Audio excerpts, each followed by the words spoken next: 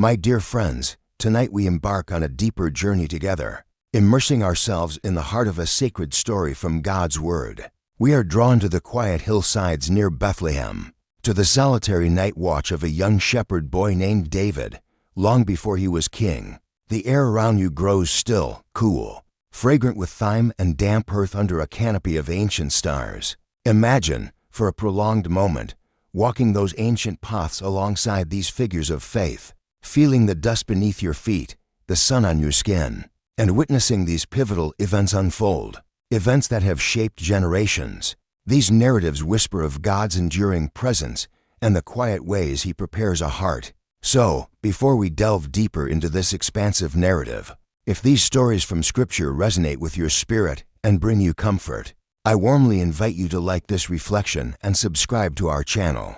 It truly helps share these messages of hope, faith, and peace with others. We also invite you, if you feel comfortable, to share a brief prayer intention in the comments, a favorite Bible verse about God's guidance, or simply the place you're listening from, fostering a sense of spiritual community. Now, let the cares of the day gently fade away. Find your quiet space, perhaps say a silent prayer, breathe deeply, and let us open our hearts and minds to the wisdom, comfort, and unfolding wonder of God's Word in this ancient narrative.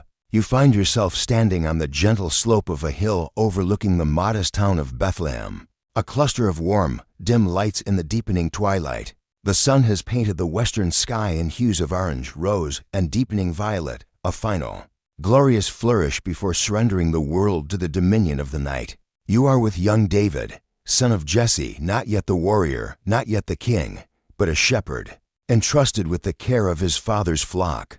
He is a youth, perhaps in that tender age between boyhood and manhood, his frame lean, but strong from days spent traversing these very hills, his skin browned by the sun, his eyes clear and watchful. You feel the day's lingering warmth radiate from the rocky ground beneath your feet, now slowly giving way to the coolness of the evening. A gentle breeze whispers through the sparse, hardy grasses and the low-lying shrubs, carrying the dry, earthy scent of the Judean highlands, mingled with the faint, musky aroma of the sheep that are now settling nearby. David moves with a quiet confidence, his steps sure on the uneven terrain. You watch as he guides the last of the straggling ewes into the makeshift fold, a low enclosure of stacked stones, perhaps reinforced with thorny branches, offering a measure of protection against the predators that roam the wilderness night.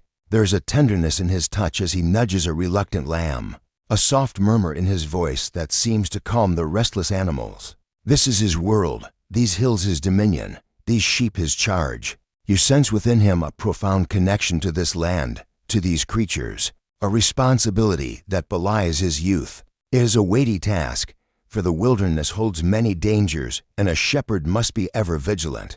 As the last sheep is secured, David pauses, his gaze sweeping across the darkening landscape.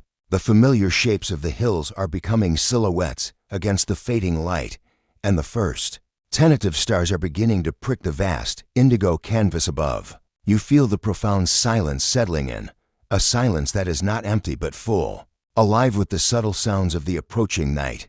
The chirping of crickets begins its rhythmic chorus, a sound as ancient as the stones themselves. Far off, perhaps, the mournful call of a night bird echoes through the valleys. The sheep, too, are quieting, their occasional bleats softer now, their rustling movements diminishing as they find their places to rest.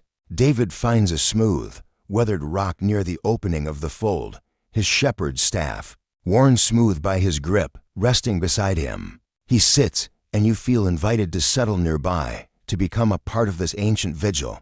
His eyes are turned upwards, towards the heavens, where the stars are now emerging in their full glory, a breathtaking multitude of distant fires scattered across the immensity of space. You ponder, with him, the sheer scale of this nightly spectacle, each star, a world, a sun, perhaps, in its own right, and all of them held in place by an unseen hand. You notice the worn leather pouch at David's side. From it, he might draw a small, simple flute carved by his own hand, or perhaps just a piece of dried fruit or a bit of bread, a humble meal for a long night. Tonight, however, his attention is utterly captivated by the celestial display.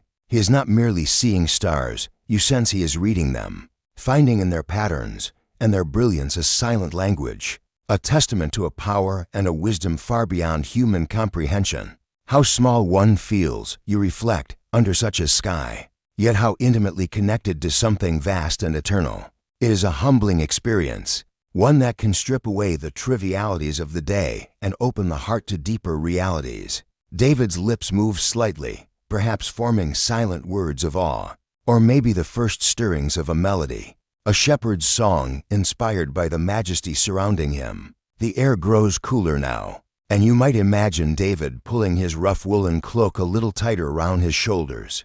The stars seem to burn with a colder, clearer light as the night deepens. He points, not to you, but to the sky itself, as if tracing constellations known to shepherds for generations: the Great Bear, the Hunter, the Celestial River. These are not just random scatterings of light to him. They are markers, guides, ancient storytellers in their own right.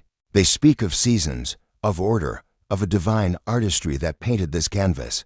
You consider the understanding of the cosmos in David's time, so different from our own, yet perhaps more directly connected to its immediate, overwhelming beauty and mystery. They saw not just burning gas and distant galaxies, but the handiwork of the Creator, the heavens declaring His glory, as David himself would later write in the Psalms. What thoughts are forming in his young mind as he gazes upon this nightly revelation? Is it here, in these quiet hours of solitary communion, that the seeds of those timeless poems of praise and lament are sown? You reflect on the profound impact of solitude and nature on a developing spirit. In the bustling life of a village or a city, the voice of God can often be drowned out by the clamor of human activity. But here, in the stillness of the wilderness, with only the stars and the sleeping sheep for company, the heart can become quiet enough to hear the subtle whispers of the divine. This is a place of testing, yes, for dangers are real, but it is also a place of profound spiritual formation. David is not idle in his watching. His senses are alert, his mind engaged, his spirit open. He is learning to listen, to observe, to discern.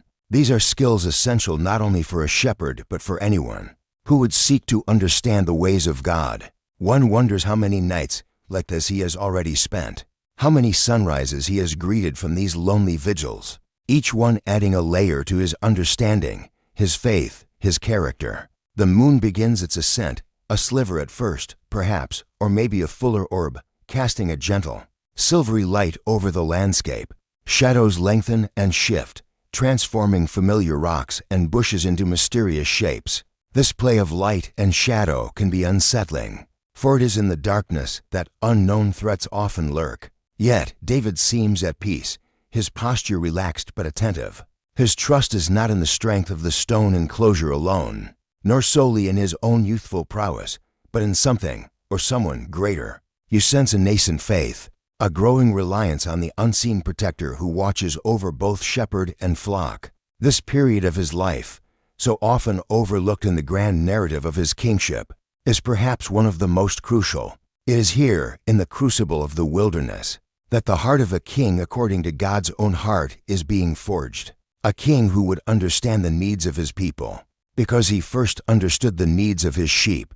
A king who would know how to lead, because he first learned how to follow the guidance of the chief shepherd. You consider the contrast between this quiet, humble setting and the future that awaits him, a future of courts and armies, of triumphs and tragedies, of great psalms that would echo through millennia. Could he possibly imagine, as he sits here under the stars, the path that lies before him? It seems unlikely, and perhaps that is a mercy, for now his world is this hillside, his concern the well-being of these woolly charges, and in fulfilling this humble duty with faithfulness, he is unknowingly preparing for a destiny far grander than he could conceive. This is a recurring theme in the sacred stories, is it not? God often chooses the unlikely, the overlooked, the youngest son tending sheep in obscurity, to accomplish his extraordinary purposes. The training ground is seldom a palace. More often, it is a wilderness, a place of solitude, of dependence, of quiet listening. A gentle reflection surfaces in your mind. How often do we look for God's calling in the grand and the spectacular while He may be shaping us in the quiet? everyday faithfulness of our own night watches, whether it's caring for a family, diligently working at a trade, or simply being present to the needs around us. These seemingly small arenas are where character is built and spirits are refined. David's preparation was not in a school of prophets or a royal court, but here, under the silent stars, with the smell of sheep and earth, learning patience, courage, and a deep, abiding trust in the Almighty. Theologians and mystics through the ages have often spoken of the school of the wilderness as a place of profound spiritual encounter and transformation. It is where distractions fall away and the soul is laid bare before its Maker. You notice David's hand idly tracing patterns on the dusty ground beside him. Or perhaps he picks up a few small pebbles, feeling their smoothness, their weight. His mind is active, even in the stillness. He might be replaying the day's events, considering the best pastures for the morrow, or listening intently for any unusual sound that might signal danger, the snap of a twig, the distant howl of a wolf, the stealthy movement of a jackal. A shepherd's senses are honed to a remarkable degree. He must be attuned to the subtle language of the wilderness, to the behavior of his flock, to the shifting weather patterns. This constant state of alertness, of being present in the moment, is itself a form of prayer, a focused attention that God can use and speak through. How different this is from the distracted, fragmented attention so common in our own modern lives. Here there is a unity of purpose, a clarity of focus that is both calming and empowering. The vastness of the night sky continues to hold your shared attention. David might be recalling stories passed down through his family, tales of Abraham, who was also called to look at the stars and consider the impossible number of his descendants. Perhaps he thinks of Jacob, who wrestled with an angel until the break of day in a place not so different from this. These ancient narratives are part of his heritage, woven into the fabric of his understanding of God and God's relationship with his people. They are stories of faith, of struggle, of divine promises kept even when all seemed lost. They would offer comfort and context to his own solitary experiences, reminding him that he is part of a much larger story, a divine drama unfolding through the ages. It's a profound thought to realize that your small life, your quiet faithfulness in a remote place, is somehow connected to God's grand, overarching plan. Such understanding brings both humility and a deep sense of significance. Consider the profound lessons learned in simply observing creation, the unwavering regularity of the celestial bodies, the intricate design of even the smallest plant. The instincts of the animals all speak of a creator who is both powerful and intimately involved in his world. For David, this was not an abstract theological concept, but a lived reality, witnessed daily and nightly. The stars were not just distant objects, they were the work of your fingers. As he would later sing, the moon and stars were ordained by God. This deep appreciation for the natural world and the God who made it would become a hallmark of his psalms, infusing them with vivid imagery and heartfelt praise. You wonder if, even now, phrases and melodies are beginning to form in his heart, simple and pure, born out of these moments of reverent contemplation. The shepherd's pipe, often a simple instrument, could give voice to these nascent songs, echoing through the quiet hills, heard only by the sheep and the stars, and by God himself. The weight of responsibility rests on young shoulders. Yet there is no sign of anxiety in David's demeanor. Instead, you observe a calm watchfulness, a readiness. Perhaps he has already faced down lesser threats, a bold fox, a cunning jackal, and has learned from those encounters. Each small victory would build confidence, not in himself alone, but in the God who provides strength and courage when needed. This is the quiet, often unseen, process of spiritual growth. It rarely happens in a single, dramatic moment, but rather through a series of small choices, small acts of faith, small surrenders to God's guidance. And as the night wears on, you sense that David is not merely enduring the darkness, but engaging with it, learning from it, finding God within it. Theologians through the ages have marveled at the layers of meaning in these early, formative periods of biblical figures. Moses spent 40 years as a shepherd in Midian before being called to lead Israel out of Egypt. The wilderness was his school, preparing him for the immense task ahead. So too, for David, these shepherd years are not wasted time, not a mere prelude to his real life as king, They are his real life, rich with meaning, purpose, and divine encounter. And in watching him, you are reminded that our own ordinary days, our own shepherding tasks, whatever they may be, are imbued with the same potential for encountering God and being shaped by his hand. If only we have eyes to see and ears to hear. The divine is not confined to sacred buildings or special occasions. It permeates all of creation, all of life, waiting to be discovered in the quiet moments, in the faithful discharge of our duties. Under the vast and silent sky, you feel a deep sense of peace settling over you, mirroring the tranquility of the scene. The initial chill of the night air is now a familiar presence. The rhythmic breathing of the sleeping sheep is a gentle, reassuring sound. David remains still, a silhouette against the star-dusted sky, a young guardian under the watchful eyes of the heavens. His gaze, you notice, is not restless. It is a soft, contemplative gaze, the kind that sees beyond the surface of things. He is learning the art of waiting, of patience, a virtue essential for any leader, for any person of faith. God's timing is rarely our own, and the ability to wait upon the Lord, to trust in his unfolding plan even when it is hidden from our sight, is a mark of true spiritual maturity. And where better to learn such patience than in the long, silent hours of a night watch, where time itself seems to slow down, and the only certainty is the eventual return of the dawn. The very act of shepherding, you reflect, is rich with spiritual symbolism. The shepherd guides, protects, nurtures, and sometimes risks his own life for the sake of his flock. It is an image that would later be used to describe God's relationship with his people, and ultimately by Jesus to describe himself as the Good Shepherd. David, in his faithful care for these vulnerable creatures, is living out a metaphor, embodying qualities that reflect the very character of God. He may not consciously recognize this, but his actions, his dedication, his gentle strength, are all part of a divine pedagogy. He is learning to have a shepherd's heart, a heart that cares deeply for those under his charge, a heart that will one day be called upon to care for an entire nation. The compassion he shows to a lost lamb, the courage he musters to face a potential threat, the patience he exercises day after day, these are the building blocks of his future leadership. As this first part of the night deepens, you sense a profound holiness in this simple scene. There are no grand pronouncements, no dramatic miracles, just the quiet faithfulness of a young shepherd keeping watch under the stars, his heart open to the God of creation. It is a reminder that God often meets us in the ordinary, in the stillness, in the faithful performance of our everyday tasks. The sacred is not separate from the mundane. It is interwoven within it, waiting to be perceived. And as you continue this vigil with David, you feel a growing anticipation for what the unfolding hours of darkness and silence might yet reveal, both about this young shepherd and about the God he is learning to trust so completely. The night is still young, and the stars continue their silent, majestic procession across the heavens, witnesses to this quiet drama of faith unfolding on a humble hillside near Bethlehem.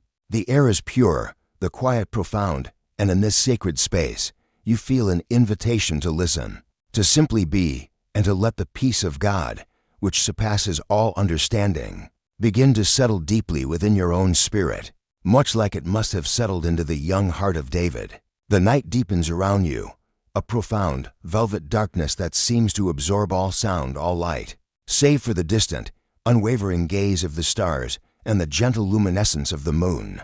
Now riding higher in the sky, you are still there, on that Judean hillside, a silent companion to young David as he continues his solitary watch. The initial novelty of the night has passed, replaced by a steady, practiced vigilance. You feel the cool air more keenly now, perhaps a dampness settling on the ground, the dew beginning to form on the sparse blades of grass. The world is hushed, asleep, yet for David, and for you by his side in imagination, it is a time of heightened awareness. Every rustle in the undergrowth, every distant animal call, every sigh of the wind through the craggy rocks is noted, assessed, understood in the context of the shepherd's constant alertness. David shifts his position slightly on the rock, perhaps stretching his limbs to ward off the stiffness that can come with long hours of stillness. His eyes, accustomed to the dark, skim the perimeter of the sheepfold, then sweep out into the shadowy folds of the surrounding hills. You observe the way he listens, his head tilted slightly, a habit born of necessity. The wilderness is never truly silent for those who know how to hear its subtle symphony. There's the scurrying of small nocturnal creatures, the hoot of an owl on its silent hunt, perhaps the yelp of a distant fox pack. Each sound carries information, painting a picture of the unseen life that teems in the darkness beyond the small circle of the flock's relative safety. This constant attention is not born of fear, you sense, but of responsibility, of a deep-seated commitment to protect the lives entrusted to his care. It's a quiet heroism, unseen by the world, yet profoundly significant. His mind, you imagine, might drift to stories he has heard from older shepherds, tales of encounters with more formidable predators. Perhaps his own older brothers, who also tended flocks, have recounted their own narrow escapes or brave defenses. The land of Canaan, for all its promised blessings, was still a wild place in many regions, and the shepherd's life was one of constant, low-level tension, punctuated by moments of acute danger. Lions, though perhaps becoming rarer, were still known in these regions, their roar capable of striking terror into the hearts of both sheep and shepherd. Bears, too, could descend from the more wooded hills, powerful and unpredictable. Wolves, jackals, and hyenas were more common threats, cunning and persistent. You can almost feel the weight of these potential dangers pressing in from the darkness, making the small, flickering lantern David might have or the steady glow of the moon a beacon of fragile security. You recall David's later words, spoken with such calm assurance before King Saul, when he recounted his experiences. Your servant has been keeping his father's sheep. When a lion or a bear came and carried off a sheep from the flock, I went after it, struck it and rescued the sheep from its mouth. When it turned on me, I seized it by its hair, struck it, and killed it. 1 Samuel 17:34-35. As you sit with him now, in an earlier time, you see the genesis of that courage. It wasn't born in a single, dramatic moment of facing Goliath, but cultivated over countless nights like this, in smaller, unrecorded encounters, in the steady resolve to stand between his flock and harm. Each successful defense of a lamb, each predator driven away, would have reinforced his bravery. Not a reckless bravado, but a courage rooted in duty and a growing trust in God's deliverance. How God's grace operates in such moments of confrontation between shepherd and beast is a sacred mystery, often involving a surge of strength, a clarity of mind that seems to come from beyond oneself. David reaches for his sling, a simple yet effective weapon in skilled hands. You watch as he examines it, the leather thongs worn smooth from use, the small pouch perfectly shaped to hold a stone. He might idly swing it, the movement fluid and practiced, a silent warning to any unseen eyes watching from the shadows. The sling, for a shepherd, was not merely a toy or a tool for hunting small game. It was a primary means of defense. It required immense skill, honed through hours of practice selecting the right stones, judging distance and wind, achieving accuracy. You can picture him during the daylight hours, selecting smooth, round stones from a stream bed, practicing his aim against a tree trunk or a distant rock. Each stone sent whizzing through the air was a step towards mastery, a preparation for moments when precision could mean the difference between life and death. For one of his sheep, or even for himself, this simple shepherd's tool, in God's providence, would one day become the instrument of a nation's deliverance from a giant's taunts. But here, tonight, it is simply a part of his shepherd's craft, a symbol of his readiness. He might select a few stones from a pouch at his belt, feeling their weight, their balance in his palm. Each one is familiar, chosen with care. There's a certain intimacy between a craftsman and his tools, and for David, the sling is an extension of his own arm, his own will. You reflect on how God often uses the ordinary, the everyday tools and skills we possess for his extraordinary purposes. Moses had his shepherd's staff, which became a rod of God's power. The disciples had their fishing nets, their vocations transformed into fishing for men. David has his sling and his harp, instruments of his shepherd life, which would become instruments of protection and praise for a whole kingdom. It's a gentle reminder that God doesn't necessarily call us to abandon our skills when he calls us to his service, but rather to consecrate them. to use them for His glory in new and often unexpected ways. His gaze returns to the heavens. The stars seem even more brilliant now. The Milky Way, a luminous river flowing across the dark expanse. He might be identifying specific stars or constellations that hold particular meaning for him. Perhaps he sees in their silent, orderly procession a reflection of God's faithfulness. The stars appear every night, unchanging in their courses, a constant in a world of flux. They are a silent sermon, preaching of God's reliability, His sovereignty, His meticulous care for the universe. When I consider your heavens, the work of your fingers, the moon and the stars, which you have ordained, he would later write in Psalm 8, what is man that you are mindful of him, and the Son of Man that you visit him? You can almost hear the wonder in his voice, a wonder born on nights just like this. It is a question that resonates through the ages, in the face of such cosmic grandeur. How is it that the Creator of all this magnificence would concern Himself with frail, fleeting human beings? Yet, faith affirms that He does. This paradox of God's immensity and His intimate care is a source of perpetual awe. You ponder the kind of thoughts that might occupy a young mind during these long, quiet hours, beyond the immediate concerns of the flock, beyond the contemplation of the stars. What else does he think about? Does he dream of a life beyond these hills? Does he feel the stirrings of ambitions, of desires for something more? The scriptures tell us he was the youngest of Jesse's 8 sons, often the one left behind to tend the sheep. When his older brothers went off to more seemingly important tasks, like serving in Saul's army, there might be moments of loneliness, perhaps even a feeling of being overlooked, of being deemed less significant. And yet, it is precisely in this overlooked place that God is meeting with him, shaping him, preparing him. This is a profound comfort for anyone who has ever felt unseen or undervalued. God's perspective is not our perspective. He sees the heart. He values faithfulness in small things, and He often chooses to work through those whom the world deems insignificant. The silence of the deep night is occasionally broken by the soft bleating of a restless lamb, or the contented sigh of a ewe. David's ear is attuned to these sounds. A particular cry might cause him to rise and move quietly among the flock, his presence reassuring, his gentle hands soothing a frightened animal. He knows his sheep, and they know his voice, his scent, his touch. This intimate relationship between shepherd and sheep is a recurring biblical metaphor for God's relationship with His people. The Lord is my shepherd, He would famously declare, I shall not want. Psalm 23:1. That psalm is not an abstract theological statement.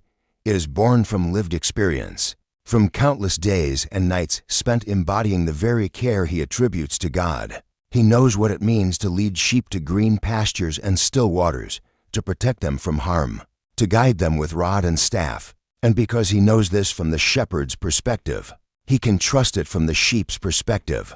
When he considers his own relationship with the Almighty, a cool gust of wind might sweep down from the higher elevations, causing the sheep to huddle closer and David to draw his cloak tighter. Such moments are reminders of the wilderness's untamed nature, its potential harshness.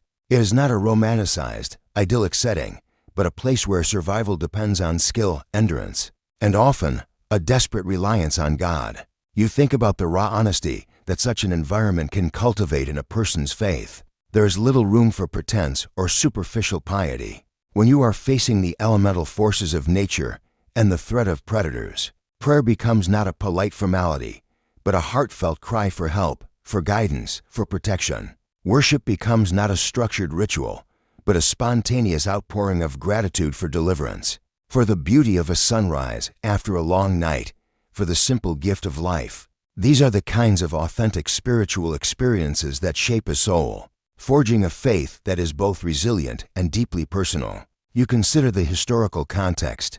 The era of the judges has only recently passed, a time of instability and frequent conflict. Saul is now king, but his reign is already showing signs of trouble.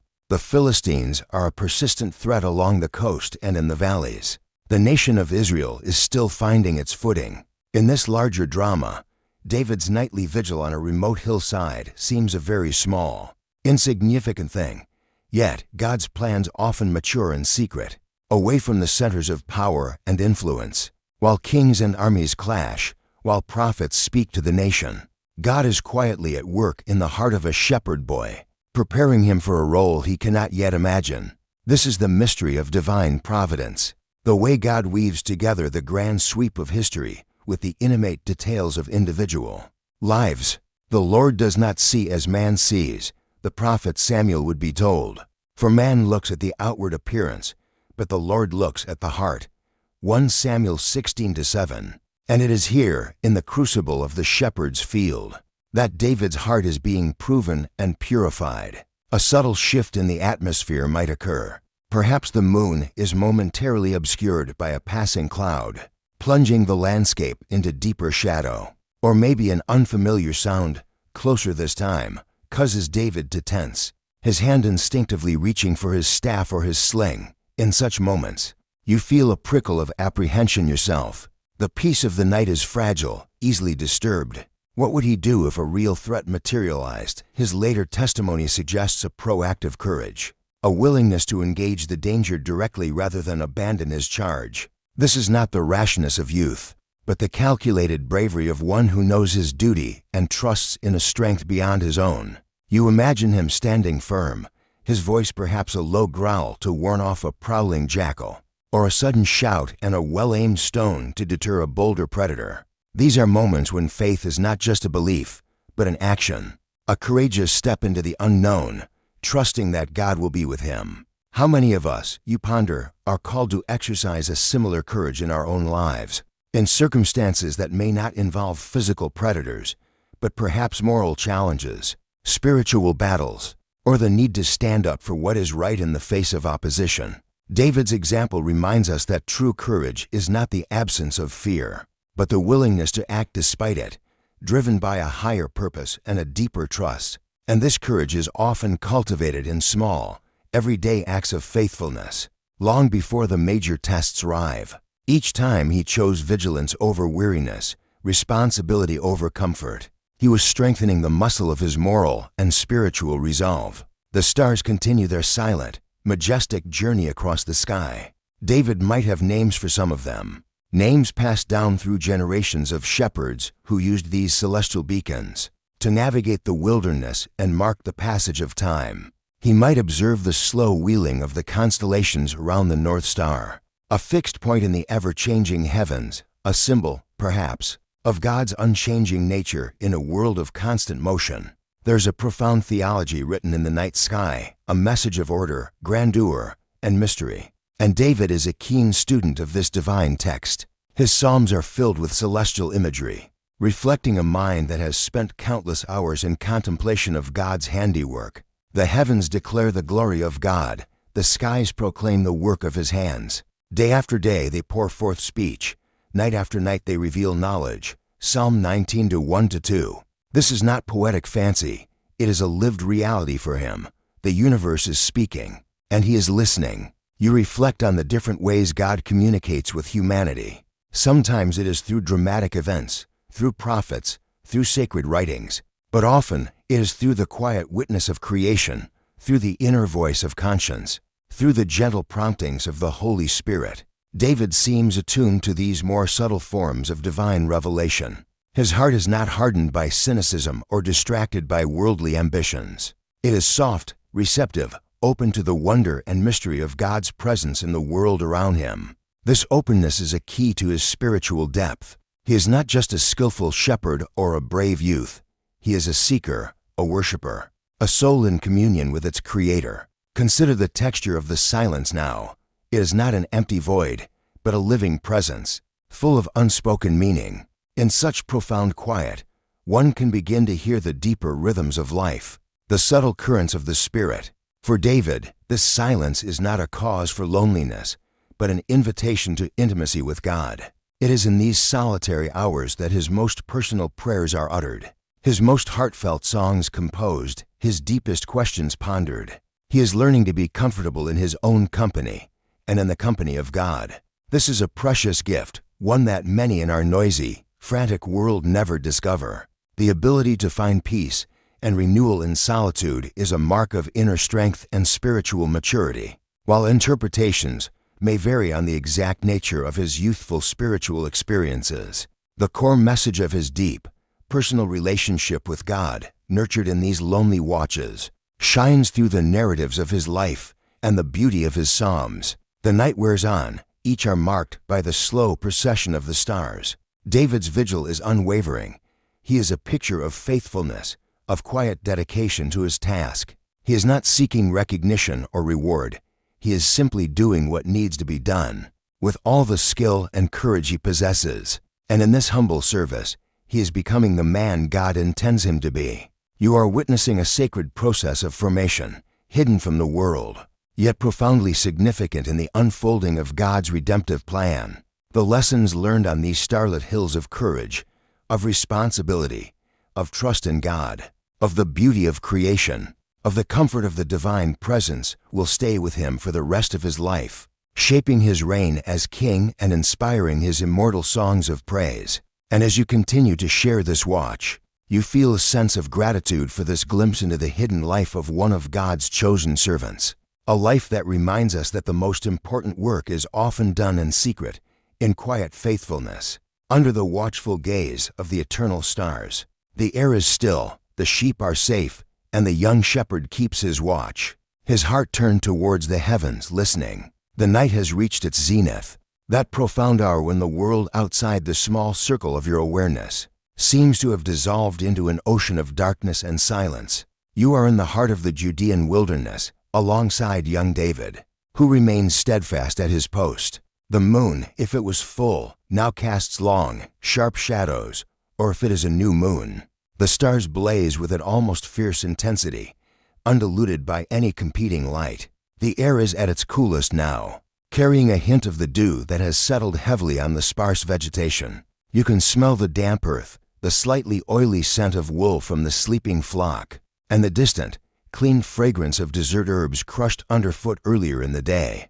It is a time when the veil between the seen and unseen worlds can feel very thin. David, you sense, is not merely awake.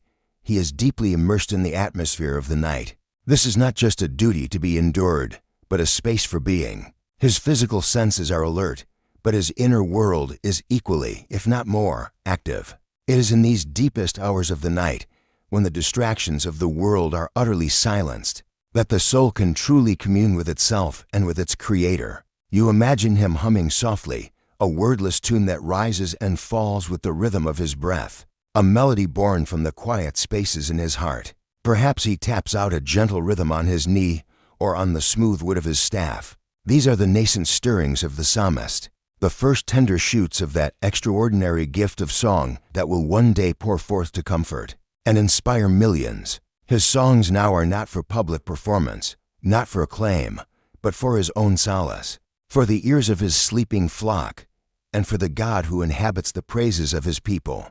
However humble, you reflect on the power of music, especially in solitude. It can express emotions too deep for words: awe, longing, gratitude, even the unarticulated fears that might flicker at the edges of consciousness. For David, whose heart is so attuned to the spiritual, music is a natural language of prayer and praise. He might be experimenting with simple phrases, trying to capture the majesty of the star-filled sky, the peace of the sleeping flock, or the comforting sense of God's presence. These early, unrecorded shepherd songs, simple as they may have been, were likely profoundly authentic, flowing directly from his experiences and his burgeoning faith. How many of the later psalms, with their rich emotional range and theological depth, had their genesis and melodies hummed under a canopy of midnight stars? It's a thought that fills you with a sense of wonder at the mysterious ways creativity is nurtured. His thoughts might turn to his family,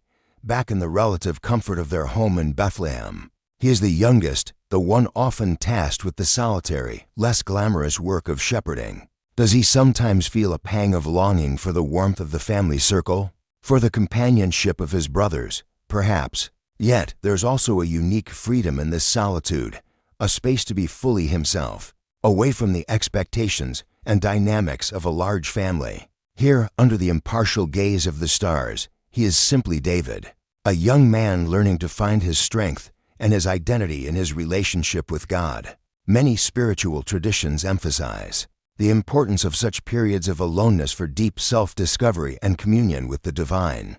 It is often when we are removed from our usual social supports that we learn to lean most fully on God. You consider the unique bond He has with His sheep.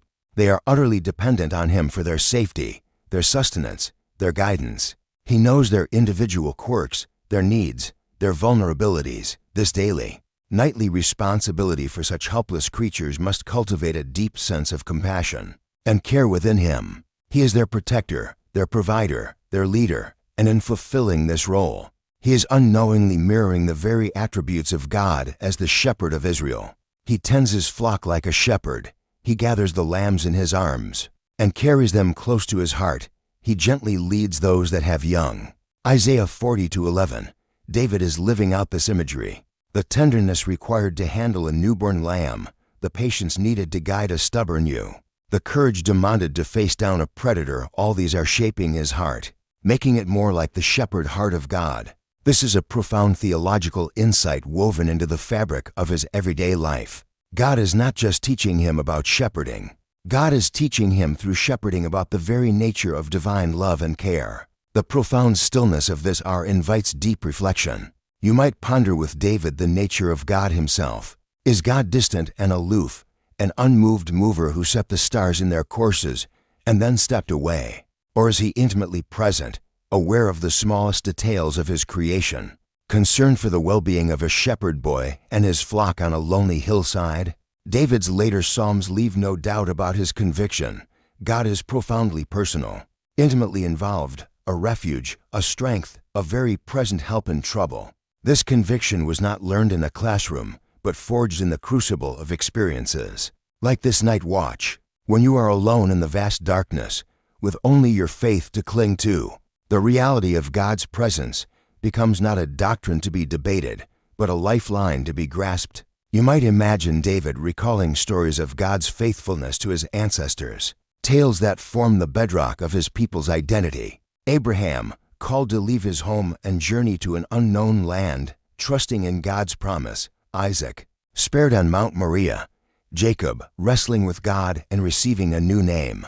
Joseph, sold into slavery by his brothers, yet rising to save a nation through God's providence. These are not just ancient histories. They are testimonies to a God who is active, who intervenes, who keeps His covenants, who works His purposes out even through human weakness and sin. Such stories would fuel David's own faith, giving him a framework for understanding his own life and God's dealings with him. He is part of this long lineage of faith, a recipient of these ancient promises. How this understanding of covenant and divine faithfulness might shape his prayers and his songs is something theologians have contemplated for centuries, seeing in his words echoes of God's enduring relationship with His people. The wind might whisper secrets through the rocks, or perhaps the silence is so complete that you can almost hear the turning of the earth, the slow passage of time. In this deep quiet, the inner voice becomes clearer. Are there stirrings of destiny within him, faint premonitions of a future beyond these pasturelands? The prophet Samuel had come to his father's house, had looked upon his older, more imposing brothers, and had, under divine guidance, anointed David, the shepherd boy, as the future king of Israel. 1 Samuel 16. This event, so unexpected, so momentous, must have been turning over and over in his young mind. What did it mean? How could it be possible? He was just a shepherd. Yet, the touch of the prophet's oil, the solemn words spoken, carried the weight of divine authority. These quiet nights would be a time to ponder the immensity of that calling, to wrestle with its implications, perhaps to feel both the thrill of a divine purpose and the daunting weight of its unknown responsibilities. His response to this anointing, as recorded, was not to immediately grasp for power or to abandon his duties. He returned to his shepherding. This humility, this willingness to continue in his assigned task, is a remarkable testament to his character. He allowed God to determine the timing and the means, and perhaps in these solitary vigils, he is beginning to understand that his training for kingship is happening right here, in the faithful care of his father's sheep. A king, after all, is a shepherd to his people. The skills he is honing: vigilance, courage, compassion, patience. Wisdom in leading and protecting are the very skills he will need on the throne. God's ways of preparation are often surprising and far more profound than our own limited understanding can grasp. The quiet obscurity of the shepherd's field was, in fact, the perfect royal academy for God's chosen king. A profound moral reflection comes to mind: the importance of faithfulness in the present, seemingly small, tasks. David was not waiting for his real life as king to begin before he started living with integrity and purpose. He was fully present to his current responsibilities. How often do we defer our best efforts, our deepest engagement, waiting for some future circumstance that we deem more worthy? David's example challenges us to live fully and faithfully in whatever field God has placed us, trusting that He is at work, preparing us for things we may not yet see or understand. The character forged in obscurity is the character that will withstand the tests of prominence. You notice the way David interacts with his surroundings, not as an alien presence, but as an integral part of the natural order. He knows the plants that are safe for sheep to eat and those that are poisonous.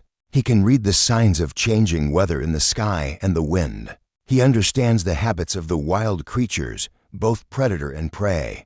This deep ecological wisdom, born of long observation and experience, is another aspect of his formation. He is not separate from creation, but a steward within it, a humble participant in its intricate web of life. This connection to the earth, to the rhythms of nature, would infuse his psalms with a groundedness, a vividness that speaks to the human experience in all its raw beauty and struggle. He saw God's glory not only in the celestial heavens, but also in the lilies of the field, the birds of the air, the creatures of the sea. As the midpoint of the night passes, a particular kind of stillness often descends, a feeling that the world is holding its breath, waiting for the dawn. It can be a time of deep peace, but also a time when weariness can try to assert itself. Yet David's watchfulness does not falter. His commitment is a silent testament to his developing character. You reflect on the discipline required for such a task, night after night, season after season. It is a discipline that strengthens not only the body, but also the will, the capacity to persevere even when tired or discouraged. These are qualities that will serve him well in the far more complex and demanding challenges of kingship. The shepherd's life, with its solitude and its hardships, is a refiner's fire, burning away dross and purifying the gold of his nascent leadership. Think about the prayers that might rise from his heart in these deep hours, not formal, recited prayers, perhaps, but the spontaneous outpourings of a soul in conversation with its Maker. Prayers for protection, for wisdom, for guidance. Prayers of thanksgiving for the beauty of the night, for the safety of the flock, for the sense of God's presence. Prayers, perhaps, that express his longings, his hopes, his uncertainties about the future that Samuel's anointing has hinted at. This intimate, conversational prayer is a hallmark of a living faith, a relationship rather than a mere religion. And it is in these quiet moments of unburdening his heart to God that his spirit is strengthened and his vision clarified. The Lord is near to all who call on him, to all who call on him in truth. Psalm 145-18. David is learning the profound truth of these words. In the laboratory of his own experience, the mystery of God's choice often surfaces in biblical narratives. Why David? Why the youngest? The one overlooked by his own father when Samuel came looking for a king. The Bible offers a clear answer. The Lord looks at the heart. 1 Samuel 16-7. What was it in David's heart that God saw? Perhaps it was this capacity for faithful service, for courage rooted in trust, for a deep and authentic spirituality, for a heart that sought after God even in the loneliness of the wilderness. These are qualities not often valued by the world, which tends to be impressed by outward appearance, by status, by power. But they are the qualities God seeks in those he chooses to use for his purposes. This truth offers immense hope and encouragement, for it means that what matters most is not our external qualifications, but the internal condition of our hearts. The stars above, countless and brilliant, continue their silent vigil, mirroring David's own. He might feel a sense of kinship with them, these ancient witnesses to God's faithfulness. They have seen generations come and go, empires rise and fall, yet they remain, steadfastly declaring the glory of their Creator. There is a profound comfort in this cosmic constancy, a reminder that even in a world of turmoil and change, God's purposes endure. His promises hold true. David's life is a tiny thread in this vast tapestry of time and creation, yet it is a thread woven with divine intention, part of a pattern far grander than he can fully perceive. This understanding, however dimly grasped, can bring a deep sense of peace and purpose. Even in the midst of uncertainty, you consider the profound theological truth that God often chooses to reveal himself, most clearly not in the centers of power or learning, but in the margins, in the wilderness. To the humble and the receptive, the burning bush appeared to Moses in the desolate land of Midian. John the Baptist preached in the wilderness of Judea. Jesus himself often retreated to lonely places to pray and commune with his Father. There is something about the stripping away of worldly distractions, the confrontation with our own vulnerability, that makes us more open to the divine. David's shepherd field is such a place, a sanctuary of solitude where the voice of God can be heard above the noise of the world. How essential it is, you reflect, for each of us to find our own wilderness places where we can quiet our souls and listen for that still, small voice. As the deepest part of the night enfolds you and this young shepherd, you feel a profound sense of the sacred. This is holy ground, not because of any temple or altar, but because of the sincere seeking of a human heart and the gracious condescension of a loving God. David is not performing religious rituals. He is living a life of moment-by-moment dependence and communion. His worship is not confined to set times or places. It is woven into the fabric of his being, expressed in his watchfulness, his courage, his nascent songs, his contemplative gaze towards the heavens. This is the essence of a true spiritual life, a life lived in constant awareness of God's presence and a constant desire to honor him in all things. And as this long, quiet hour continues, you are a privileged witness to the forging of a soul, the shaping of a king, the blossoming of a psalmist, all under the silent, starlit sky of a Judean night. The peace is profound, the silence speaks volumes, and God is very near. The night, though still deep, begins to hold a subtle tension, a quiet anticipation. You sense it in the air, a slight shift in the quality of the darkness. Perhaps the stars in the eastern sky are beginning to pale almost imperceptibly. Or maybe there's a change in the calls of the nocturnal creatures, signaling the slow, inevitable retreat of the deepest shadows. You are still with David, his vigil unbroken. His senses, honed by countless nights like this, are perhaps even more acute in these pre-dawn hours, a time when both predators and prey are often on the move, when the boundary between night and day is most porous. A sudden sound, sharper, closer than before, cuts through the stillness. It might be the crack of a dry twig under a stealthy paw, or a low, guttural growl carried on the night breeze, or even just the nervous, telltale stirring of the sheep, their collective instinct sensing a danger that human ears have not yet fully registered. You feel your own senses quicken, a natural response to potential threat. David is instantly alert, not with panic, but with a focused intensity. His posture changes subtly, from relaxed vigilance to a state of readiness. His hand tightens on his staff, or perhaps it moves instinctively towards the sling at his belt. His eyes pierce the shadows, trying to identify the source, the nature, the proximity of the disturbance. This is a moment of truth for a shepherd. It is one thing to contemplate God's majesty under a peaceful sky, another to trust in his protection when danger feels imminent and tangible. You observe David, not as a fearless hero of legend, but as a young man confronting a very real possibility of harm. There might be a quickening of his pulse, a surge of adrenaline, but what you see most clearly is a reliance on something beyond his own strength. His lips might move in a silent, urgent prayer, a plea for wisdom, for courage, for the protection of his flock. This is faith in action, not a passive belief, but an active engagement with the challenges of his reality, undergirded by a trust in God's presence and power. Imagine a pair of eyes, glinting in the faint starlight or moonlight, watching from the edge of the darkness a hungry jackal, perhaps, or a more formidable, shadowy form. The sheep are restless now, huddling closer, their soft bleats edged with fear.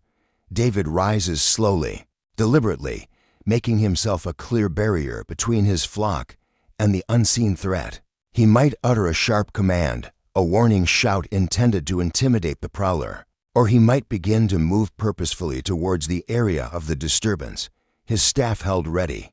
This is the courage born not of recklessness, but of profound love and responsibility for those under his care. It's the shepherd's instinct to protect, to defend, even at personal risk. We often think of courage in terms of grand battles, but here is courage in its raw, fundamental form, standing firm in the face of fear for the sake of others. You reflect on how such moments test and reveal character. It is easy to profess faith when all is well, but the true measure of that faith is often found in times of trial, when our resources are stretched and we are forced to rely on God in a more desperate, immediate way. David's later Psalms are filled with cries for deliverance from enemies, for refuge in times of trouble. These are not abstract theological concepts for him. They are born from lived experiences, from nights like this when he faced real dangers and found God to be a faithful protector. The Lord is my light and my salvation, whom shall I fear? The Lord is the stronghold of my life, of whom shall I be afraid? Psalm 27:1. These are not the words of someone who has never known fear, but of someone who has faced fear and found God to be greater. Perhaps the threat is not as dire as it first seemed. Maybe the prowler is scared off by David's assertive stance, by a well-aimed stone from his sling that whistles menacingly close, or simply by the realization that this flock is well guarded. Or perhaps it is a more sustained, tense standoff, a battle of wills played out in the shadows, where David's courage and persistence are pitted against the predator's hunger. Whatever the specific scenario, you witness in him a remarkable composure, a refusal to be overcome by fear. This resilience, this ability to stand firm under pressure, is a key leadership quality being forged in the heat of these nocturnal encounters. Theologians have often noted that God rarely calls the equipped, but rather equips the called, often through the very challenges they face. After the moment of tension passes, after the immediate threat recedes, there's a palpable sense of relief. The sheep begin to settle again, though perhaps more slowly this time.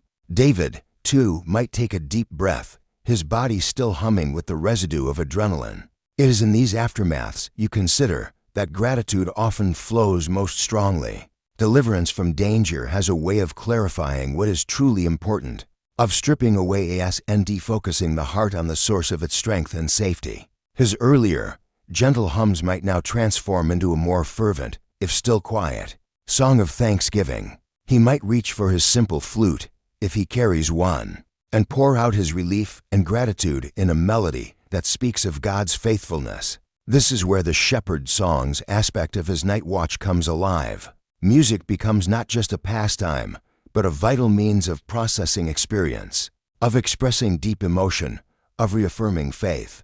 The Psalms are full of such responsive praise recounting God's mighty deeds, his salvation, his deliverance from peril. I will give thanks to you, Lord, with all my heart. I will tell of all your wonderful deeds. Psalm 9:1. You can almost hear the early echoes of such declarations in the simple, heartfelt tunes David might be playing or singing now, his voice perhaps a little shaky at first, then growing stronger as he recounts, even to himself, God's intervention. The act of giving voice to gratitude solidifies the experience of God's help and reinforces trust for future challenges. You reflect on the power of music to soothe not only the listener, but also the performer. In moments of fear or stress, the act of creating music can be profoundly calming, a way of recentering the self, of finding an inner anchor. David's harp, which he would later play to soothe King Saul's troubled spirit, was likely first an instrument of his own solace, a companion in his lonely vigils, a means of calming his own heart in the face of the wilderness's anxieties. This understanding of music as a spiritual tool, a conduit for divine peace and a weapon against despair, is a profound insight that runs through the biblical tradition. It's not just entertainment, it is a ministry to the soul. As the immediate sense of danger fades, David's gaze might once again turn to the stars, but perhaps with a new layer of understanding. They are not just symbols of God's majesty and order, but also silent witnesses to his protective care. The God who keeps the stars in their courses is also the God who watches over a shepherd boy, and his flock, who delivers them from the terror of night and the arrow that flies by day. Psalm 91:5. This connection between God's cosmic power and his personal care is a recurring theme.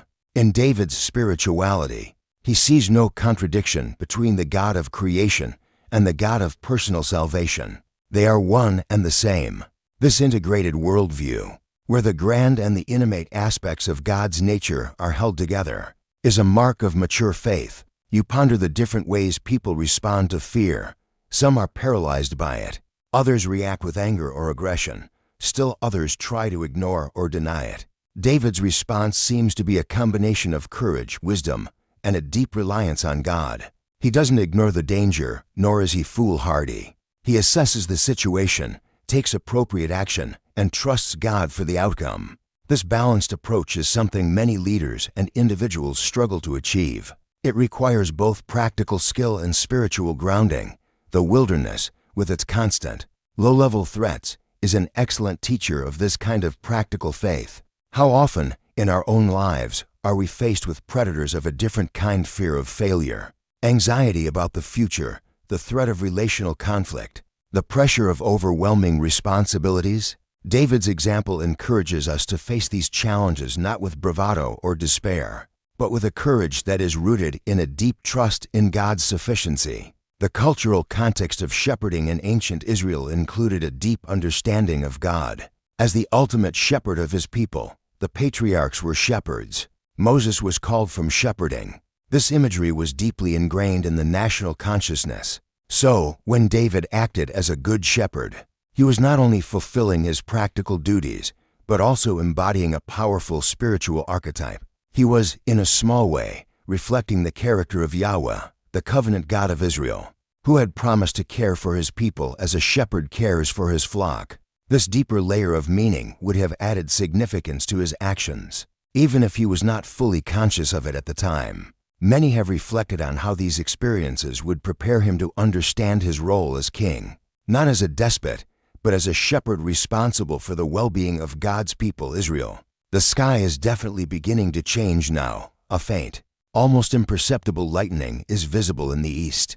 A subtle shift from inky black to the deepest indigo. The false dawn perhaps, or the very first hints of the approaching day. This transition time holds its own unique atmosphere. The nocturnal world is beginning to retreat, while the diurnal world has not yet fully awakened. It is a liminal space, a time of quiet expectation. David would know these signs intimately. He would know how much longer the night would last, when it would be safe to begin moving the flock to fresh pastures. His internal clock, calibrated by countless nights under the stars, is precise. He might use these waning hours of darkness for a different kind of reflection. Perhaps a review of the night's watch, a consideration of any lessons learned, any new insights gained. Or perhaps it is simply a time of quiet gratitude, of soaking in the peace that often follows a successfully navigated challenge. The memory of the recent scare might still be fresh, but it is now overlaid with the reassurance of God's deliverance. This interplay of trial and triumph, of fear and faith, is what builds spiritual muscle. It is what transforms a naive belief into a robust, tested conviction. Though I walk through the valley of the shadow of death, I will fear no evil, for you are with me. Your rod and your staff, they comfort me. Psalm 23:4. These are words that could only be written by someone who has known the reality of that shadowed valley and the tangible comfort of God's presence within it. You think about the concept of God as a refuge and a fortress, images that appear so frequently in David's Psalms. The Lord is my rock, my fortress, and my deliverer. My God is my rock, in whom I take refuge, my shield and the horn of my salvation, my stronghold. Psalm 18:2. These are not mere poetic metaphors. They are descriptions of God's character as experienced by David in very real, often dangerous circumstances. The rocks of the Judean wilderness, which provided physical shelter, became symbols of God's unwavering spiritual protection. The strength of a fortress became an image of God's reliable defense against enemies. These experiences of finding safety and security in God, even amidst physical threats, are foundational to his theology and his worship. The quiet before the dawn has a special quality. It is a time of stillness, but also of immense potential. The world is poised on the brink of renewal. For David, it might be a time to gather his thoughts, to prepare for the day ahead, to offer a final prayer of thanksgiving for the protection of the night and a prayer for guidance for the coming day. His communion with God is not limited to moments of crisis or moments of awe-inspiring beauty. It is an ongoing conversation, a continuous leaning into the divine presence. This is the essence of what Brother Lawrence called practicing the presence of God, finding Him not just in set times of prayer or worship, but in the midst of everyday life, in every task, every moment. As the very first faint blush of color begins to touch the eastern horizon, you feel a sense of hope, of promise. The night has been long and perhaps fraught with moments of tension, but dawn is coming. This daily rhythm of darkness and light, of vigilance and rest, is a powerful metaphor for the spiritual journey. There are times of darkness, of trial, of uncertainty, but they are always followed, in God's faithfulness, by the dawning of light, of hope, of renewal. David, witnessing this transition countless times, would have absorbed this lesson deep into his soul. It would become a source of enduring hope for him, even in the darkest periods of his later life. Weeping may stay for the night, he would write, but rejoicing comes in the morning. Psalm 30:5.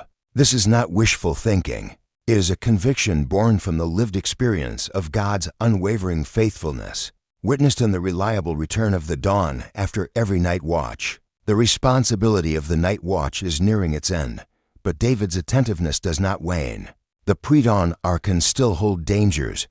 He remains vigilant, a faithful shepherd to the very last. This perseverance, this commitment to seeing a task through to its completion, is another hallmark of his character. And as you observe him in these final moments of darkness, you are filled with a quiet respect for this young man, for his courage, his faithfulness, his deep and abiding connection to the God of the universe. He is a living example of how ordinary individuals, in ordinary circumstances, can cultivate an extraordinary faith and be prepared for extraordinary purposes. The lessons of the night are profound, and they are shaping him into the man God intends him to be, a man after His own heart.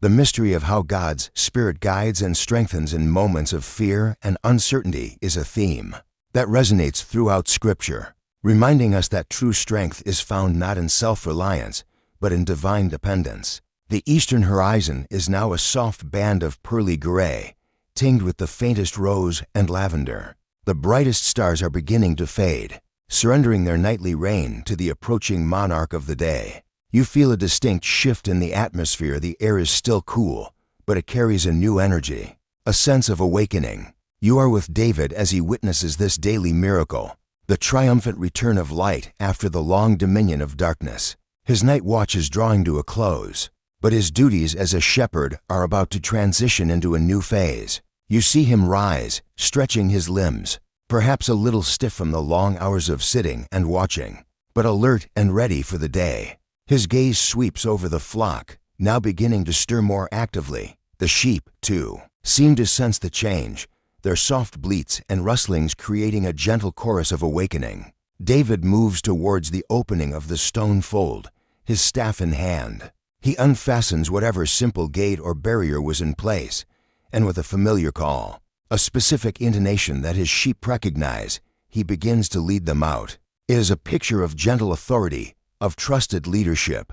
The sheep follow him without hesitation, confident in his guidance, knowing that he will lead them to fresh pastures and safe watering holes. As he walks, his steps sure and steady on the dew-kissed ground, you follow in his wake, observing the unfolding beauty of the dawn. The sky is transforming rapidly now, the colors deepening, spreading, painting the clouds with vibrant hues. The first rays of the sun, still hidden below the horizon, send shafts of golden light reaching up into the heavens, heralding its imminent arrival. The world is being reborn, washed clean by the night, fresh and new. There's an almost palpable sense of hope and renewal in the air, a feeling that anything is possible. You imagine David breathing deeply of this cool, clean morning air, his spirit refreshed, his heart filled with a quiet gratitude for the safety of the night and the promise of the new day. This act of leading the sheep is so symbolic. He doesn't drive them from behind with shouts and prods, as some might. He leads them from the front, going before them, choosing the path, ensuring it is safe. This is the model of the Good Shepherd, the one who knows the way, who takes the risks first, whose voice the sheep trust implicitly. You reflect on how profoundly these daily rhythms of leading and caring must have shaped his understanding of leadership, not as a means of domination or self-aggrandizement, but as a service, a responsibility, a sacred trust, when he would later be called to lead the nation of Israel. These foundational experiences of shepherd leadership would provide him with an invaluable moral compass.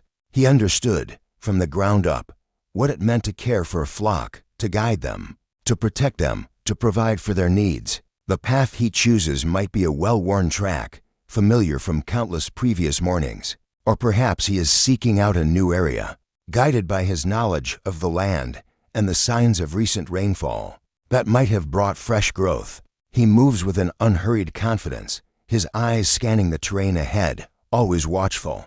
Even in the growing light of day, the dangers of the night may have receded, but the wilderness still holds its challenges. He must be aware of treacherous footing, of poisonous plants, of places where the flock might become scattered or vulnerable. His vigilance is a constant, a habit ingrained by years of responsibility. You consider how this constant, mindful attention to his task is a form of active love for his flock. As the sun finally crests the horizon, a brilliant, blinding disk of light, it bathes the landscape in a warm, golden glow. Shadows shorten dramatically, and the world awakens with a symphony of sounds, the chirping of birds, the buzzing of insects, the distant sounds of village life beginning to stir in Bethlehem below. David might pause for a moment, his face turned towards the rising sun, a silent acknowledgement of the Creator's power and faithfulness. This daily spectacle, so often taken for granted, would for him be a constant reminder of God's unwavering presence, his promise that light will always overcome darkness, that hope will always be renewed. The steadfast love of the Lord never ceases. His mercies never come to an end. They are new every morning. Great is your faithfulness. Lamentations 3:20-23. Though written by another prophet in another time of trial, these words capture a truth that David must have felt profoundly each morning. As he greeted the dawn, you reflect on the lessons of this night watch, the quiet, formative experiences that have shaped this young shepherd. He has learned courage in the face of danger, not a reckless bravado, but a steady resolve rooted in his trust in God. He has learned patience in the long, silent hours of waiting. He has learned responsibility through the constant care of his vulnerable flock. He has learned to find comfort and companionship in God's presence during times of solitude. He has learned to see God's majesty in the stars and his faithfulness in the rising sun. He has learned to listen for the subtle whispers of the Spirit and to respond with a heart full of nascent song and prayer. These are not lessons learned from books or lectures, but from the lived reality of his daily life. In the crucible of the wilderness, this understanding that God's preparation often occurs in the unglamorous and unseen places is a recurring theme explored by spiritual writers throughout history, who marvel at how such humble beginnings can lead to great divine appointments. The flock begins to graze peacefully in a fresh pasture, the young lambs frolicking in the morning light, the ewes contentedly munching on the tender shoots. David finds a comfortable spot, perhaps under the shade of a lone terebinth tree, from which he can keep an eye on his charges. He might take out his meager breakfast, a piece of bread, some olives, perhaps some dried figs, and eat slowly, thoughtfully. His work is not over, but the intensity of the night watch has given way to the more measured rhythms of the daytime shepherd. Yet, the lessons of the night remain with him, imprinted on his soul. He is not the same youth who began the watch. Each night of faithful vigilance adds another layer to his character, another depth to his faith. You ponder how God prepares his servants in hidden ways, often for tasks they cannot yet imagine. Moses was 40 years a shepherd in Midian, seemingly forgotten, before God called him from the burning bush to lead a nation. Joseph endured slavery and prison, experiences that seemed like dead ends. Yet they were part of God's plan to place him in a position to save his family and many others. David's years as a shepherd, often overlooked in the grand narrative of his kingship, were, in fact, his royal academy. Here, he learned the essential qualities of a godly leader: a heart for the people, his sheep, a reliance on God, courage, wisdom, and humility. How many of us are currently in our own shepherding fields, our own periods of seemingly obscure preparation? David's story encourages us to be faithful where we are, to embrace the lessons of our current circumstances, trusting that God is at work, shaping us for his purposes. Even when we cannot see the full picture, the enduring human experiences found within this story's solitude, responsibility, fear, courage, the search for meaning, the longing for connection with the divine are timeless. David's night watch is not just an ancient tale. It is a mirror reflecting our own spiritual journeys. We all have our nights to get through, our flocks to care for, our predators to face. And like David, we are invited to find our strength, our comfort, and our guidance in the unchanging presence of God, who is the same yesterday, today, and forever. The profound divine truth revealed here is that God meets us where we are, in the midst of our ordinary lives, and uses our everyday experiences to shape us into the people he created us to be. As the morning wears on, David might take out his simple flute or his small, portable harp, and the melodies he hummed in the darkness might now find fuller expression. In the bright light of day, his songs are not for human applause, but for the glory of God and the solace of his own soul. They are an outpouring of his experiences, his reflections, his faith. These are the wellsprings of the Psalms, those timeless poems of praise, lament, thanksgiving, and trust that have nourished the spiritual lives of countless generations.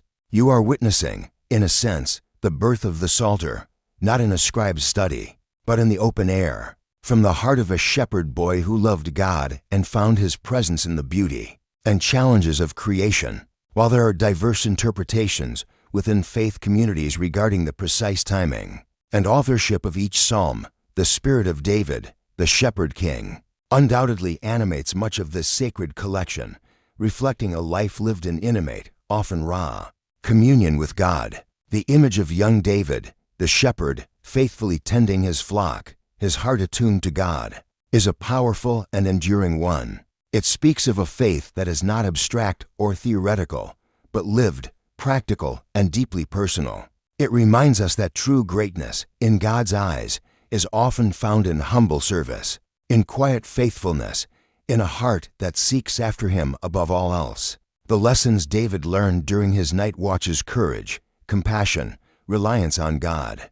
The beauty of worship were the foundation upon which his entire life and reign were built. Even his profound failures later in life, and his equally profound repentance, can be understood against the backdrop of this early, deep-seated connection with a merciful and forgiving God, a God he first came to know so intimately in the solitude of the Judean hills. The sun climbs higher in the sky, the day unfolds with its own tasks and rhythms.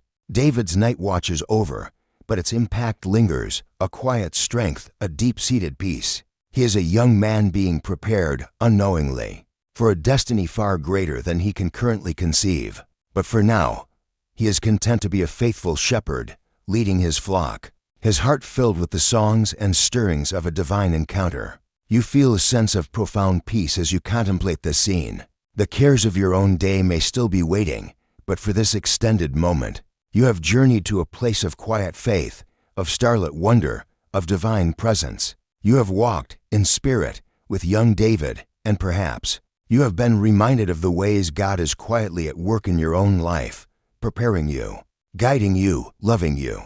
Let the image of David, the shepherd boy, remain with you, a symbol of youthful faith, of courage born from trust, of a heart open to the songs of the Spirit and the majesty of God revealed in creation.